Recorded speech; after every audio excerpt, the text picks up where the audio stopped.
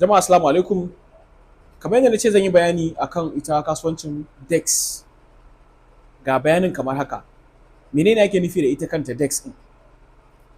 Zan yi magana akan DEX, zan yi magana akan DEX trading, zan yi magana akan DEX exchange, zan yi magana akan custodial wallet da kuma custodial exchange. Custodial wallet da custodial exchange kusan da abu ɗaya ne suke tafiya. So abu na farko shine DEX. Me ake nufi da DEX? Ita kanta kalmar DEX ɗin me ake nufi?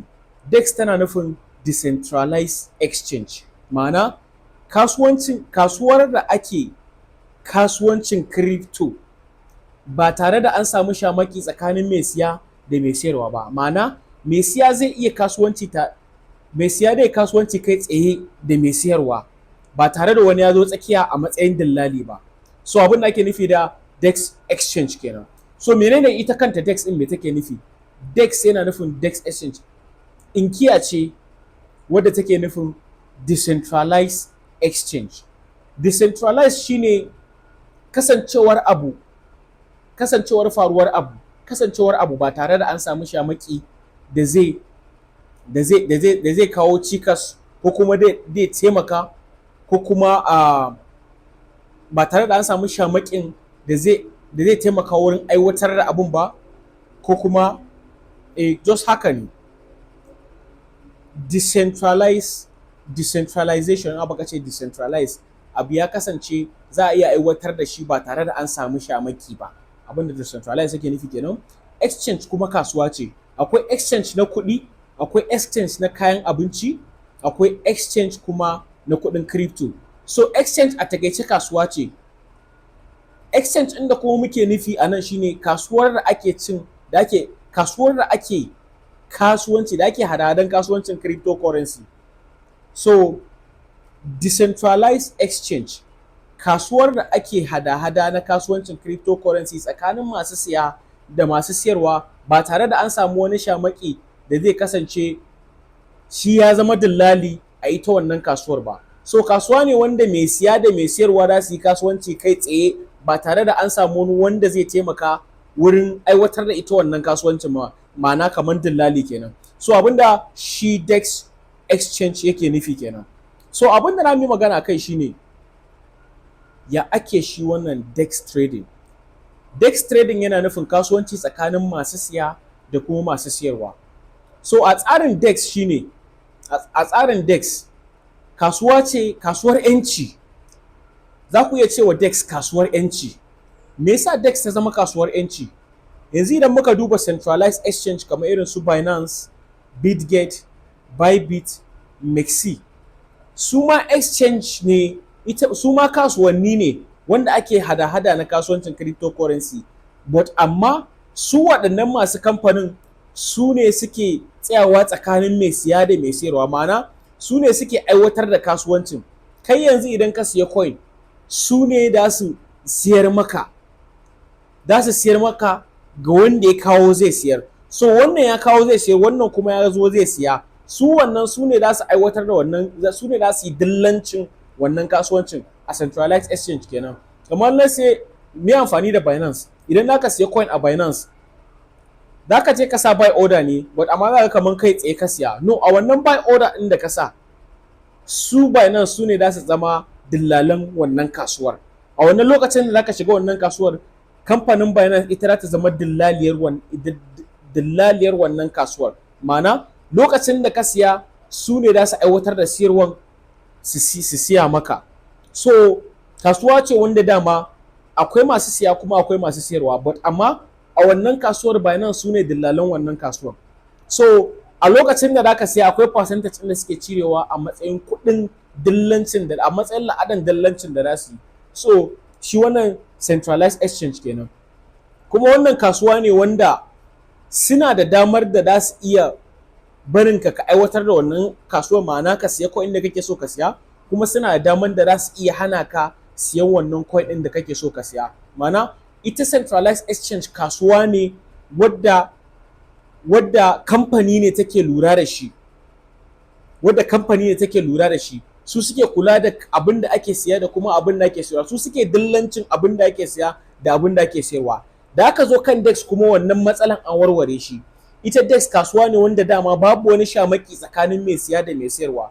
So mai siya zai iya siya kai tsaye daga wurin mai sayarwa zai iya sayarwa mai siya kai tsaye ba tare da an samu wanda zai yi dillanci ba, kamar yadda ake a centralized exchange. So kamar yanzu su Binance, Bitget, Bybit, Mexi, duk wata centralized exchange da ka sani su ne suke zama dillalan kasuwancin da ake a cikin waɗannan exchanger ɗin. So duk wani coin da kaga an siya ko kuma an siyar, su suke dillancin wayannan coin ɗin.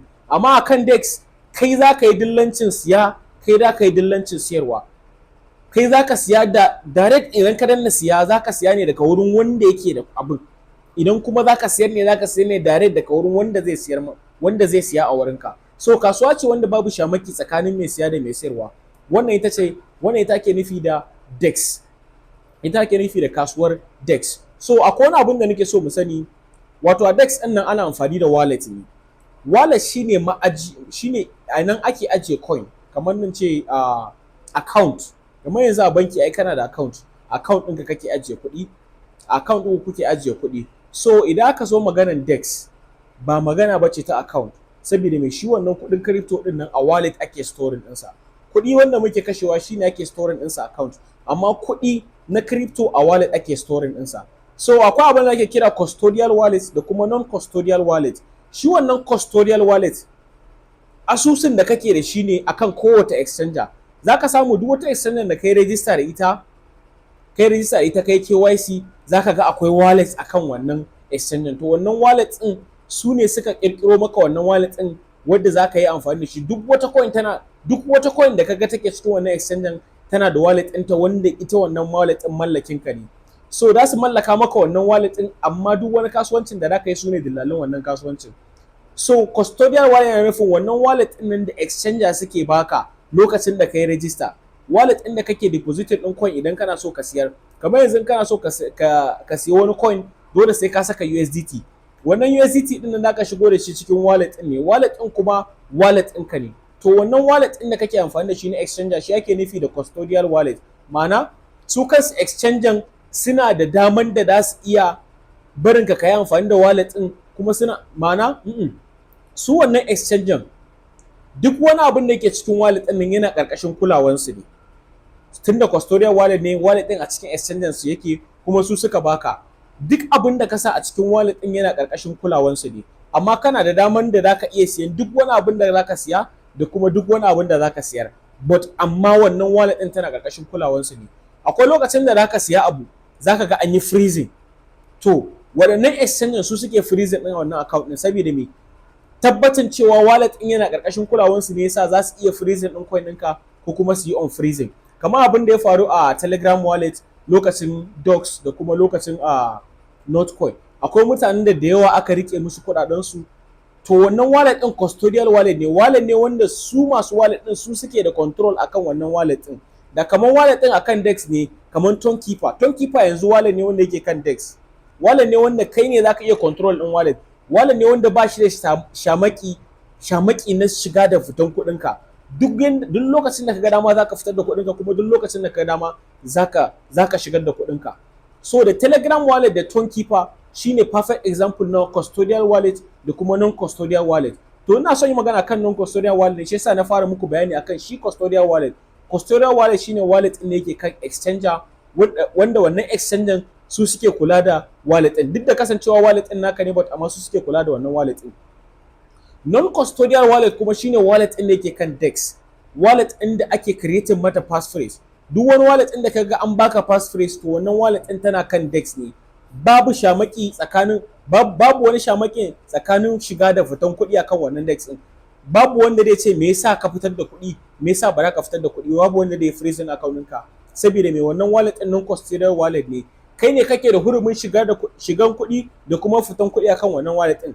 Babu wani wanda yake da hurumi in dai ba wai wannan passphrase ɗin kan ya samu ya yi amfani da shi ba. So idan naka yi kasuwancin DEX ana amfani da non-custodial wallet ne, kamar irin su Fahimtar wallet, Trust wallet, MetaMask wallet, Token Pocket, da sauransu, Solfair wallet da sauransu. Duk waɗannan non-custodial wallets ne. Wallet ne wanda kai ne kake kai ba shi da shamaki tsakanin ba shi da shamaki babu wani shamakin da zai hana shiga da fitan kuɗi ba kamar custodial wallet ba wanda exchanger za su iya freezing ɗin coin ɗinka su hana ka fitarwa ko maybe suna bincike suna investigation akan wallet ɗinka ko maybe akwai wani fraud ko kuma wani abu da yake faruwa da wallet ɗinka za su iya freezing ɗin wannan coin ɗin da yake cikin wallet ɗinka kamar yadda ya faru da mutanen da suke da docs wanda suke da docs a telegram wallet sai telegram wallet suka rike musu docs ɗinsu suka yi freezing ɗin wallet ɗinsu ya kasance ba za su iya gashi nan kuɗin su ne a cikin wallet ɗin suna ganin kuɗin amma ba za su iya amfani da shi ba saboda me ba su suke controlling ɗin wannan wallet ɗin ba